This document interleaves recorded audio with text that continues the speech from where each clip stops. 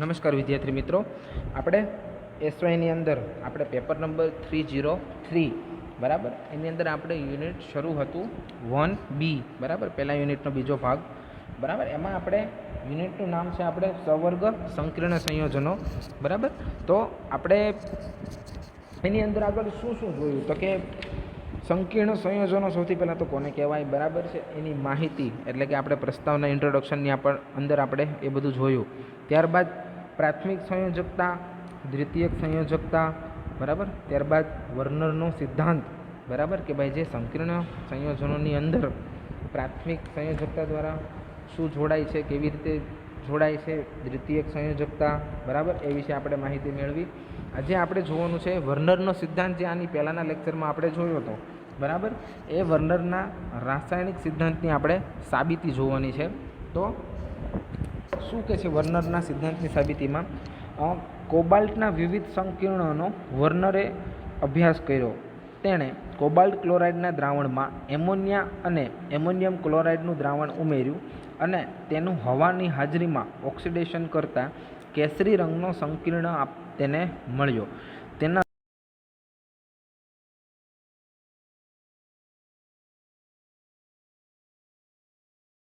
સંયોજન મળ્યું તેને નામ તેના કેસરી રંગ ઉપરથી બરાબર એને નામ આપ્યું. શું નામ આપ્યું? લ્યુટિયો કોબાલ્ટિક ક્લોરાઇડ. આ પદાર્થમાં એમોનિયા દ્વિતીયક સંયોજકતા વડે કોબાલ્ટ સાથે જોડાયેલો હોય છે, જ્યારે ક્લોરાઇડ જે છે એ પ્રાથમિક સંયોજકતા સાથે જોડાય છે, અને જેની વર્નરે રાસાયણિક પદ્ધતિઓ દ્વારા આ બંને સંયોજકતાની સાબિતી આપી છે બરાબર. આ સંકીર્ણ સંયોજનોનું બંધારણીય સૂત્ર તમને આપેલું છે બરાબર. કોબાલ્ટની એમોનિયા સાથેનું જે સંકીર્ણ સંયોજન બનેલું છે બરાબર, કોબાલ્ટ પ્લસ એમોનિયા અને પ્લસ એમોનિયમ ક્લોરાઇડનું જે એને હવાની હાજરીમાં ઓક્સિડેશન કરતાં જે સંકીર્ણ સંયોજન મળે છે બરાબર, આ તેનું રાસાયણિક બંધારણીય સૂત્ર છે બરાબર. તો જે એમોનિયા જે છે એ બધા જ એમોનિયા આ કોબાલ્ટની સાથે બરાબર દ્વિતીયક સંયોજકતા સાથે જોડાયેલા છે, અને જે ક્લોરાઇડ જે છે બરાબર એ બધા જ પ્રાથમિક સંયોજકતા સાથે જોડાયેલા છે. અને આ પ્રાથમિક સંયોજકતા સાથે જોડાયેલા હોય તો તે બંધનો પ્રકાર કયો હોય છે? સવર્ગ સહસંયોજક બંધ બરાબર. નીચે રાસાયણિક પ્રક્રિયા આપી છે કોબાલ્ટ ક્લોરાઇડ એમોનિયા અને એમોનિયમ ક્લોરાઇડનું ઓક્સિડેશન કરતાં સંકીર્ણ સંયોજન જે મળે છે તે. રાસાયણિક સાબિતી પ્રાયોગિક રીતે કેવી રીતે એને દર્શાવી? તો સૌથી પહેલો મુદ્દો છે લ્યુટિયો કોબાલ્ટિક ક્લોરાઇડને સાંદ્ર HClની હાજરીમાં ગરમ કરતા અથવા તો ઉકાળતા તેને કંઈ અસર થતી નથી. તેનો અર્થ શું થાય છે કે એમોનિયા જે છે તેના મૂળ સ્વરૂપમાં એઝ ઇટ ઇઝ રહે છે બરાબર. તેમાં કોઈ પણ જાત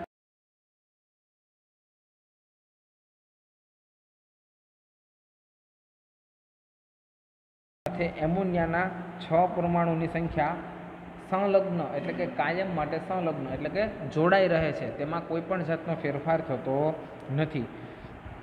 સંકીર્ણ સંયોજનની સાંદ્ર સલ્ફ્યુરિક એસિડ સાથે પ્રક્રિયા કરતાં શું થશે? કોબાલ્ટનો સલ્ફેટ ક્ષાર એમોનિયાયુક્ત પ્રાપ્ત થશે.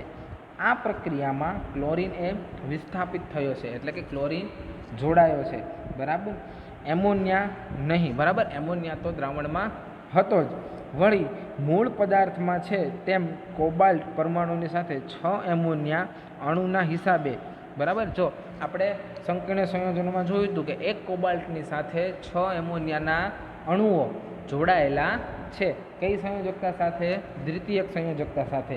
હવે તેની સાંદ્ર સલ્ફ્યુરિક એસિડ સાથે પ્રક્રિયા કરતાં ડાયકોબાલ્ટનો આપણને પ્રક્રિયક મળે છે બરાબર. તો એમોનિયાની સંખ્યા કેટલી થશે? એક અણુ દીઠ 6 છે, તો કોબાલ્ટના 2 અણુ દીઠ કેટલી થશે? એમોનિયાની સંખ્યા 12 બરાબર. 6 એમોનિયાના અણુ સાથે હિસાબ કરતાં 2 કોબાલ્ટ સાથે 12 એમોનિયા માલુમ પડે છે. લ્યુટિયો કોબાલ્ટિક ક્લોરાઇડની સાંદ્ર HNO3 સાથે પ્રક્રિયા કરતાં એમોનિયા દૂર થતો નથી, પરંતુ નાઇટ્રેટ યુક્ત સંયોજન મળે છે, બરાબર. આ રીતનો આપણને પદાર્થ મળે છે. આ ઉપરથી પાછું સ્પષ્ટ થાય છે કે દરેક કોબાલ્ટના પરમાણુ દીઠ 6 એમોનિયા યથાવત રહે છે, તે કોઈ પણ પ્રક્રિયામાં ભાગ લેતો નથી. એમોનિયા મૂળ સ્વરૂપે ન હોય, પરંતુ તેમાં એમોનિયમ મૂલક રૂપે અહીં આ સંયોજન હોય તો તેમાં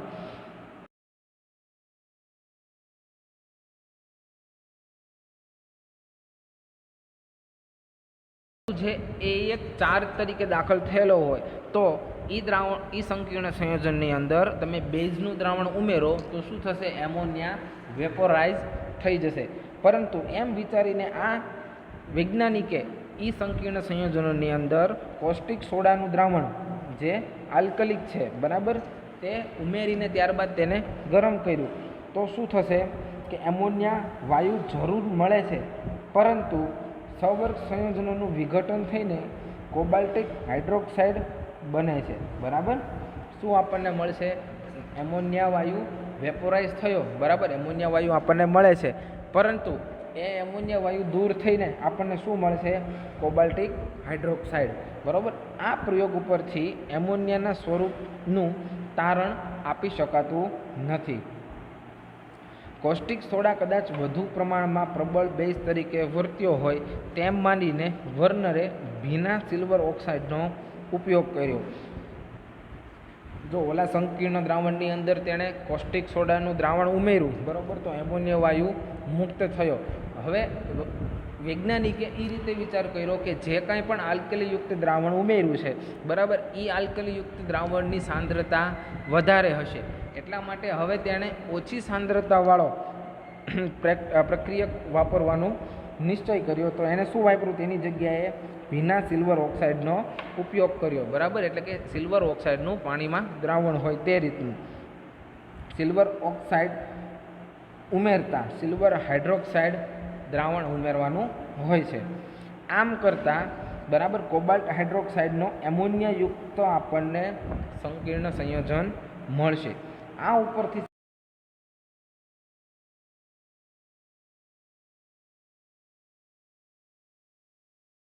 વાયુ છે એ કોબાલ્ટની સાથે સંયોજાયેલો જ રહે છે. જો વધારે પ્રમાણમાં સાંદ્રવાળો આલ્કલી દ્રાવણ તમે વાપરવામાં આવે તો જ એમોનિયા વાયુ સંકીર્ણ સંયોજન સાથે દૂર થાય છે. જ્યારે ક્લોરાઇડ એટલા દ્રઢ બંધથી જોડાયેલો નથી, બરાબર. આપણું જે મૂળ જે સંકીર્ણ સંયોજન છે, બરાબર, તેની અંદર જે ક્લોરીન જોડાયેલો છે, બરાબર, એ ક્લોરીન દ્રઢ બંધથી જોડાયેલો નથી. ઉપર પ્રમાણે કોબાલ્ટિક હાઇડ્રોક્સાઇડનું એમોનિયાયુક્ત જે સંકીર્ણ સંયોજન આપણને મળે છે તેના પ્રબળ બેઝના ગુણધર્મો ધરાવતો હોય તેવું માલુમ પડે છે. તેમાં HCl, H2SO4 કે HNO3 ઉમેરતા કોબાલ્ટ ક્લોરાઇડનો એમોનિયાયુક્ત સંયોજન, કોબાલ્ટ સલ્ફેટનો એમોનિયાયુક્ત સંયોજન તેમજ કોબાલ્ટ નાઇટ્રેટનો એમોનિયાયુક્ત સંયોજન આપણને મળે છે. કોબાલ્ટ ક્લોરાઇડનો એમોનિયાયુક્ત જે સંયોજન આપણને મળે છે તેના દ્રાવણમાં સિલ્વર નાઇટ્રેટનું દ્રાવણ ઉમેરતા બધો જ ક્લોરીન સિલ્વર ક્લોરાઇડના રૂપે અવક્ષેપિત થાય છે. ઉપરના બધા જ પ્રયોગ પરથી એવું તારણ મળ્યું છે કે કોબાલ્ટના એક પરમાણુ સાથે 6 એમોનિયાના અણુઓ દ્રઢતાથી જોડાયેલા છે. આ બધા જ સંયોજનોમાં કોબાલ્ટના એક પરમાણુ દીઠ 6 એમોનિયાના અણુઓ જોડાતા હોય તેવો કોબાલ્ટનો સવર્ગ આંક, બરાબર, કે કોનો? કોબાલ્ટનો સવર્ગ આંક કેટલો છે? 6 છે એમ કહી શકાય, અથવા તો તેમ સાબિત થાય છે. હવે સંકીર્ણ સંયોજનોમાં તમને ખબર છે કે લિગાન્ડ, બરાબર, તો લિગાન્ડ એટલે શું અથવા તો લિગાન્ડ એટલે શું, બરાબર, તે આપણે સમજીએ.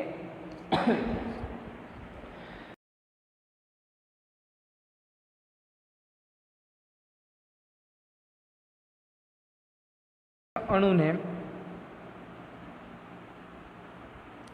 લિગાન્ડ કહેવામાં આવે છે. જે કાંઈ પણ સંકીર્ણ સંયોજનની રચના છે તે સંકીર્ણ સંયોજનની રચનામાં સંક્રાંતિ ધાતુ તત્વોના આયનની સાથે, બરાબર, માનો કે આપણે ઉપરનું સંકીર્ણ સંયોજન લઈએ, બરાબર, તો એમાં જે કોબાલ્ટની સાથે જે ઋણ આયન જોડાયેલો હતો, કયો? ક્લોરીન. તો તો ઈ ક્લોરીનને અથવા તો ઋણાયન અથવા તો તટસ્થ અણુ જે જોડાયેલા હોય, બરાબર, ઉપરના સંકીર્ણ સંયોજનની આપણે અંદર શું જોડાયેલું હતું? ઋણાયન જોડાયેલો હતો. કયો હતો? ક્લોરીન. તો ઈ ક્લોરીનને લિગાન્ડ કહેવામાં આવે છે. સામાન્ય રીતે લિગાન્ડ ઋણ વીજભાર ધરાવતો આયન અથવા તો તટસ્થ અણુ જ હોય છે. લિગેન્ડનું વર્ગીકરણ તેના ઉપર રહેલા કુલ વીજભાર અથવા તો તે કેટલા ઇલેક્ટ્રોન ગુમાવીને સહવર્ગ સંયોજક બંધ બનાવશે તેના ઉપર આધારિત હોય છે. તેના આધારિત તેની જોડાવાની ક્ષમતા હોય છે. મેં તમને કીધું હતું કે જ્યારે પ્રાથમિક સંયોજકતા સાથે જે કાંઈ પણ ઋણ આયન અથવા તટસ્થ અણુ જોડાશે, બરાબર, તો એ બંધનો પ્રકાર કયો હશે?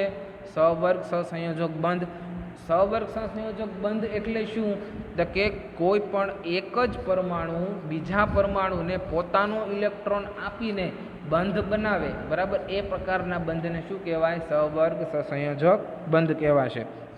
હવે લિગેન્ડના અમુક પ્રકાર છે, તો એમાંનો સૌથી પ્રકાર છે એકદંતીય લિગેન્ડ. જો ઋણ આયન અથવા તટસ્થ અણુ લિગેન્ડમાંનો એક ધાતુ પરમાણુ સાથે અથવા તો પરમાણુ ધાતુ આયનને એક ઇલેક્ટ્રોન આપીને એક સહસંવર્ગ સંયોજક બંધ બનાવે તો તેને એકદંતીય લિગેન્ડ કહેવાશે. બરાબર, કોઈ પણ ઋણ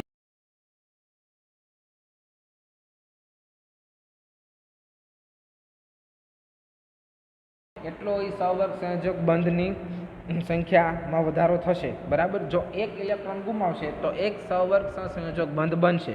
તો જે પરમાણુઓ એક જ બંધ બનાવશે, કયો બંધ? સહવર્ગ સહસંયોજક બંધ બનાવશે, તો તેવા પ્રકારના લિગેન્ડને એકદંતીય લિગેન્ડ કહેવાય છે. H2O, એમોનિયા જેવા કે તટસ્થ અણુઓ અને જો પાણી છે અથવા એમોનિયા છે એના જેવા તટસ્થ અણુઓ, પછી ક્લોરીન છે, સાયનાઇડ છે, તેની જેવા ઋણ આયન ધરાવતા પરમાણુઓ એક ઇલેક્ટ્રોન યુગ્મ આપીને ધાતુ આયન સાથે જોડાય છે. જેમ કે કોબાલ્ટનો તટસ્થ અણુ સાથેનો જે સંકીર્ણ સંયોજન છે, બરાબર, તેમાં સંકીર્ણ સંયોજનોમાં પાણીના દરેક અણુ કોબાલ્ટ ધાતુ આયનને એક ઇલેક્ટ્રોન યુગ્મ આપીને જોડાયેલા હોવાથી તેને એકદંતીય લિગેન્ડ કહેવાય છે. બરાબર, તેમજ કોબાલ્ટનો એમોનિયાયુક્ત સલ્ફેટ સંકીર્ણ સંયોજન છે, તેમાં એમોનિયા દરેક કોબાલ્ટયુક્ત ધાતુ આયનને એક ઇલેક્ટ્રોન યુગ્મ આપીને જોડાયેલા હોવાથી તેને એકદંતીય લિગેન્ડ કહેવાય છે. આ એકદંતીય લિગેન્ડમાં પાણીના અણુનો ઓક્સિજન પરમાણુ તેમજ એમોનિયાના અણુમાં રહેલો નાઇટ્રોજન પરમાણુ પોતાનો એક ઇલેક્ટ્રોન યુગ્મ ધાતુ આયનને આપે છે. આથી ઋણ આયન અથવા તટસ્થ અણુમાં રહેલા જે પરમાણુ આયન ઇલેક્ટ્રોન યુગ્મ આપે છે તેને લિગેન્ડનો સહવર્ગ સ્થળ નિર્દેશ કહેવાય છે. બરાબર, જો એટલે કે શું કે આપણી પાસે તટસ્થ લિગેન્ડ કયા છે? H2O અને એમોનિયા છે.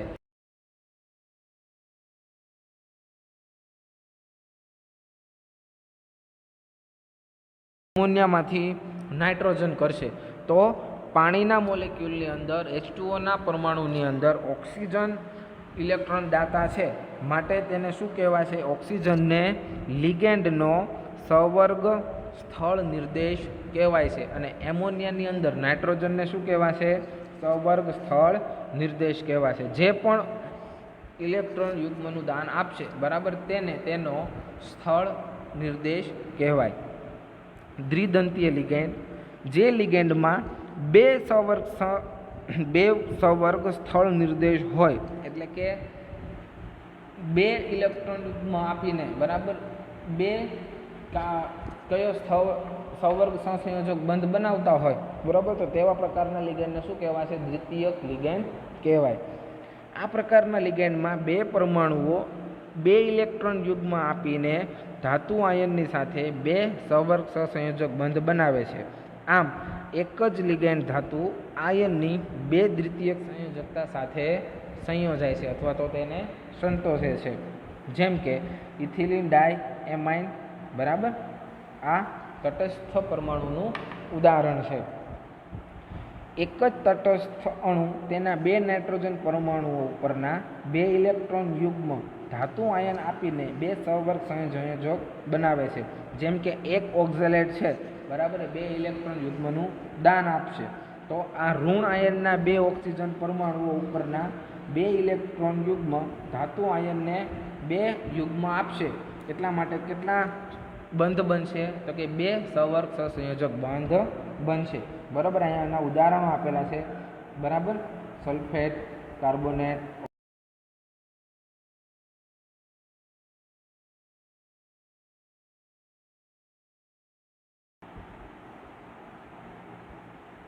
તેનું ઉદાહરણ અહીંયા આપ્યું છે. તો કે કોપરની સાથે ઇથિલિન ડાયએમાઇન લિગેન્ડ જોડાયો છે. બરાબર, તો ઇથિલિન ડાયએમાઇનની અંદર 2 નાઇટ્રોજન છે, એટલે કે 2 સહવર્ગ સ્થળ નિર્દેશ હાજર છે. તો એ બંને નાઇટ્રોજન એક ઇલેક્ટ્રોન યુગ્મનું દાન આપશે અને સહવર્ગ સહસંયોજક બંધ બનાવશે.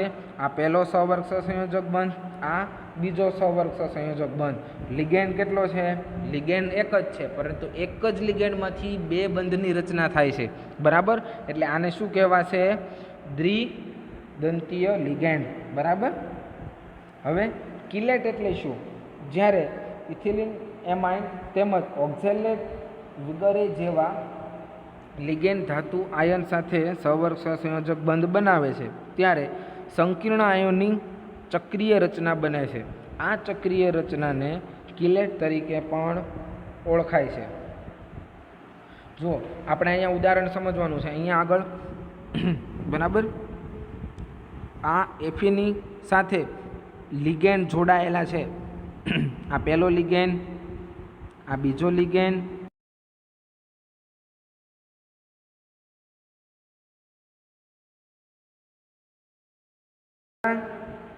બંધ બને છે. તો કે 2.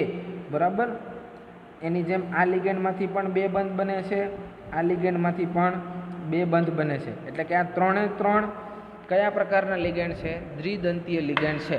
બરાબર. ચલો, હવે આપણે શું અત્યારે જોવાનું છે? કિલેટ એટલે શું?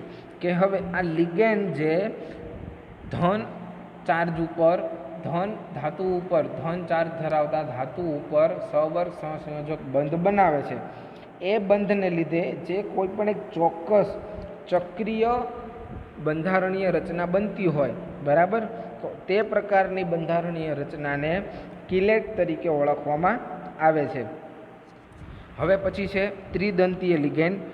જે લિગેન્ડમાં 3 સહવર્ગ સ્થળ નિર્દેશ હોય તેને ત્રિદંતીય કહેવાય છે. એટલે કે એક જ લિગેન્ડમાંથી 3 પરમાણુઓ જે દાન ઇલેક્ટ્રોન યુગ્મનું દાન આપીને 3 સહવર્ગ સહસંયોજક બંધ બનાવતા હોય, એક જ લિગેન્ડમાંથી 3 સહવર્ગ સહસંયોજક બંધ બનતા હોય, તો તેવા પ્રકારના લિગેન્ડને ત્રિદંતીય લિગેન્ડ કહેવાશે. આ પ્રકારના લિગેન્ડમાંના 3 પરમાણુઓ 3 ઇલેક્ટ્રોન યુગ્મ આપીને ધાતુ આયન સાથે 3 સહવર્ગ સહસંયોજક બંધ બનાવશે. જેમ એટલે કે એક જ લિગેન્ડ ધાતુ 3 દ્વિતીયક સંયોજકતાને સંતોષે છે. જેમ કે પ્રોપિલિન ટ્રાયએમાઇન જે છે એને ટૂંકમાં કહેવાશે PTN નો એક પરમાણુ પ્રોપિલિન ટ્રાયએમાઇન. બરાબર, ટ્રાયએમાઇન છે એટલે કે તેની અંદર નાઇટ્રોજનની સંખ્યા કેટલી હશે? 3. બરાબર, અને નાઇટ્રોજન આની અંદર શું હશે? સ્થળ નિર્દેશ, સહવર્ગ સ્થળ નિર્દેશ.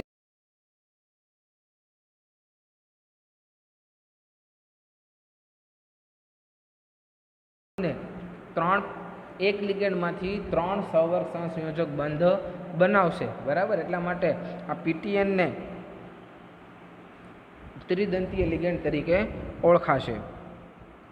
બરાબર, તો PTNનો એક તટસ્થ અણુ તેના 3 નાઇટ્રોજન પરમાણુઓ જે છે તેની ઉપરના 3 ઇલેક્ટ્રોન યુગ્મ ધાતુ આયનને આપીને 3 સહવર્ગ સહસંયોજક બંધ બનાવશે. બરાબર, આ જો પ્રોપિલિન ટ્રાયએમાઇન, બરાબર, CH3 amine, CH2 amine, CH2 amine. બરાબર, તો એ કોની સાથે જોડાયેલા હોય છે?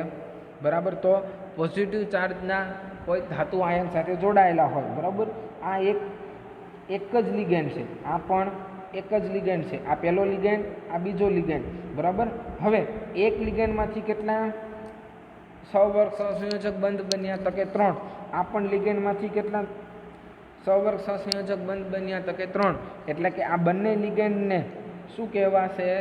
બરાબર, એક ત્રિદંતીય લિગેન્ડ તરીકે ઓળખાશે, બરાબર. અને આ પ્રકારના સંકીર્ણ સંયોજનનું નામ થશે બીસ ટ્રાય એમિનો પ્રોપેન કોબાલ્ટ 3. હવે ચતુષ્દંતીય લિગેન્ડ,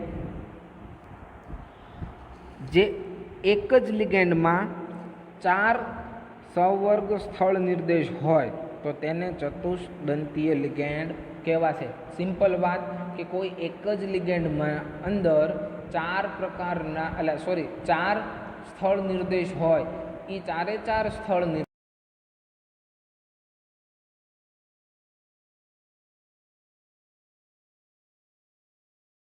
તો તેને ચતુષ્દંતીય લિગેન્ડ કહેવાશે, બરાબર. એનું ઉદાહરણ તમને આપ્યું છે, તો કે એનું ઉદાહરણનું નામ છે ટ્રાઇન, બરાબર.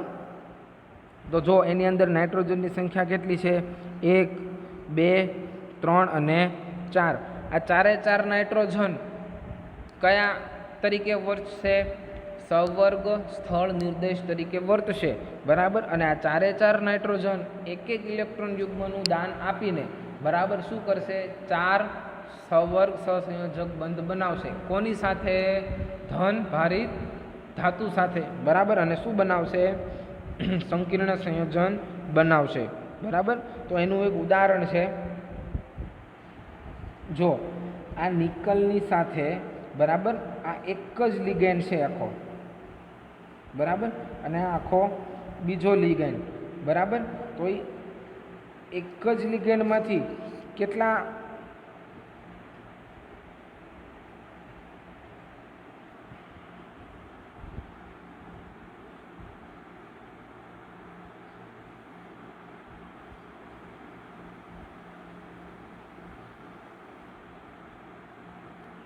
જેમ અહીંયા આગળ તમે જોયું, બરાબર, કે આ એક જ લિગેન્ડ, બરાબર, નિકલની સાથે, બરાબર, નિકલની સાથે આ સ્થળ નિર્દેશ છે, એ 4 સ્થળ નિર્દેશ એક સહવર્ગ સંયોજક બંધનું જોડાણ આપે છે, બરાબર. કયા બંધ દ્વારા? સહવર્ગ સહસંયોજક બંધ દ્વારા એક જોડાણ આપે છે. એટલે કે એવા ટોટલ કેટલા જોડાણ થયા? 4 જોડાણ, એટલે કે 4 બંધ બન્યા. તો આ એક લિગેન્ડમાંથી કેટલા બંધ બનશે? 4 બંધનું જોડાણ થશે. એટલા માટે આ પ્રકારના લિગેન્ડને શું કહેવાશે? ચતુષ્દંતીય લિગેન્ડ. તો એવી જ રીતે ષટ્દંતીય લિગેન્ડમાં પણ શું થશે? કે એક જ લિગેન્ડમાંથી, બરાબર, એક જ લિગેન્ડમાંથી 6 પ્રકારના સ્થળ નિર્દેશનું નિર્માણ થશે. અને આ 6 સ્થળ નિર્દેશ એક સહવર્ગ સહસંયોજક બંધ આપીને, બરાબર, અથવા તો એક ઇલેક્ટ્રોન યુગ્મ આપીને, બરાબર, ધાતુ આયન સાથે જોડાશે. તો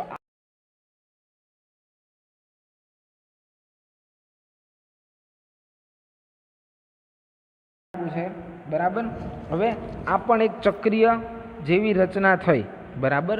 લિગેન્ડના જોડાણથી કોઈ પણ જાતની ચક્રીય રચના બનશે તો એ ચક્રીય રચના આપણે શું નામ આપશું? કિલેટ, બરાબર. તો અહીંયા તમે જુઓ છો કે આ રચનાને આપણે કિલેટ પણ કહી શકાય છે, બરાબર. તો એને કેલ્શિયમના કિલેટનું સૂત્ર પણ તમે કહી શકાય, બરાબર. હવે કિલેટના સંયોજનનો અણુભાર સામાન્ય સંકીર્ણ કરતાં તેમની સ્થિરતા સામાન્ય સંકીર્ણ કરતાં વધારે હોય છે. જો જેમ ચક્રીય રચના બનશે ને એમ તેનો અણુભાર વધશે, બરાબર. એટલું યાદ રાખવાનું કે સામાન્ય સંયોજનો કરતાં કિલેટ સંયોજનો જે હોય તેનો અણુભાર વધારે હોય છે, બરાબર. હવે સંકીર્ણ સંયોજનોના IUPAC નામકરણ કરવાના હોય તો તેના કયા નિયમો આધારે તેનું નામકરણ કરવાનું? બરાબર. આપણને ખબર છે કે કોઈ પણ સંકીર્ણ સંયોજન બન્યું, બરાબર, તો આપણે તેને સામાન્ય નામ તો આપતા હોઈએ છીએ, બરાબર. સામાન્ય નામ આપણે વૈજ્ઞાનિકોએ જે આપ્યું હોય તેને આધારિત આપણે તેને ઓળખતા હોઈએ છીએ. પરંતુ IUPAC નામકરણ એ એક સ્ટાન્ડર્ડ પદ્ધતિ છે, બરાબર. તેના નિયમોને આધારે તેનું આપણે એને નામ આપી શકાય છે, તો ઈસવીસન 1957માં IUPAC એટલે કે international union of pure and applied કેમિસ્ટ્રીની અકાર્બનિક નામકરણની સમિતિ બની, બરાબર. અને આ સમિતિએ સંકીર્ણના સંયોજનોના નામ માટેના અમુક નિયમો આપ્યા છે. હવે અનેક પ્રકારના લિગેન્ડો વિવિધ સંક્રાંતિ તત્વો સાથે અનેકવિધ સંકીર્ણ સંયોજનો બનાવે છે, બરાબર. કોઈ પણ એક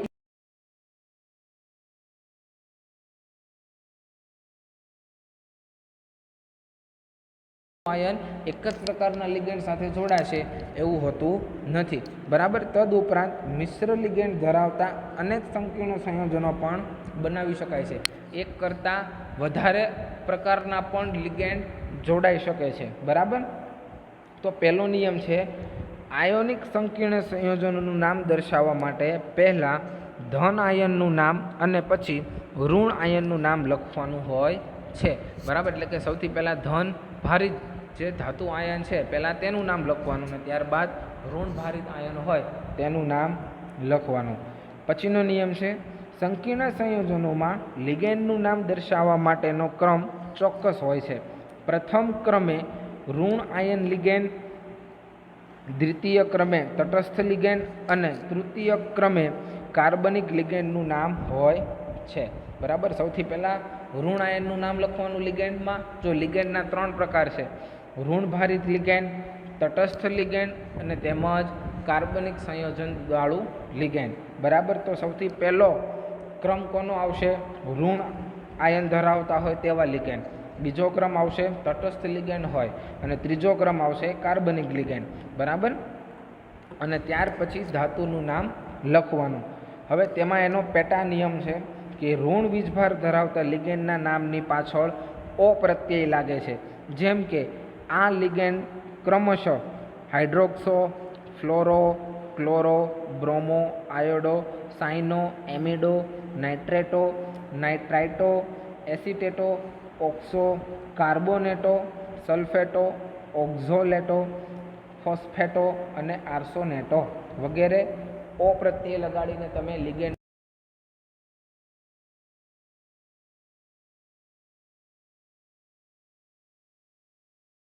થશે ટેટ્રાએમાઇન કાર્બોનેટો, બરાબર. કાર્બોનેટ લિગેન્ડ છે એટલા માટે કાર્બોનેટો, બરાબર. ત્યારબાદ ધાતુ આયનનું નામ કોબાલ્ટ, બરાબર.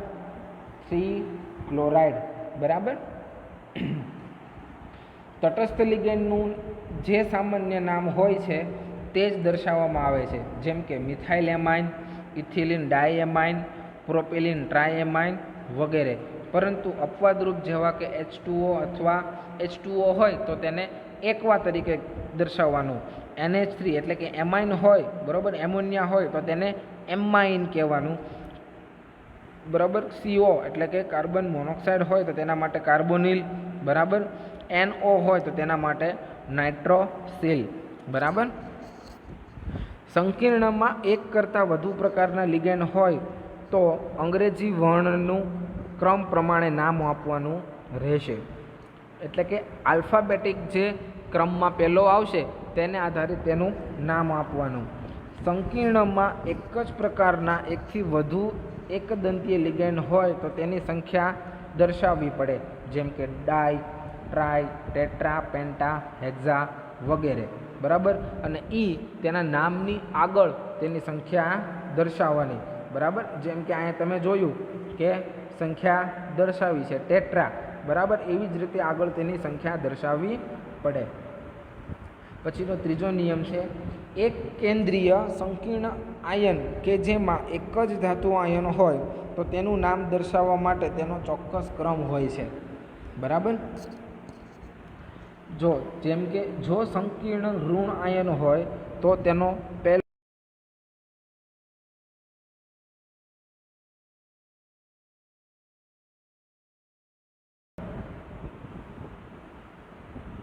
હવે એટ પ્રત્યય લગાડીને જે પ્રત્યય જોડીને ઓક્સિડેશન અવસ્થા, બરાબર, જે કાંઈ પણ ઓક્સિડેશન અવસ્થા હોય તેને સાદા કૌંસની અંદર રોમન અંકમાં બતાવવાનું હોય છે.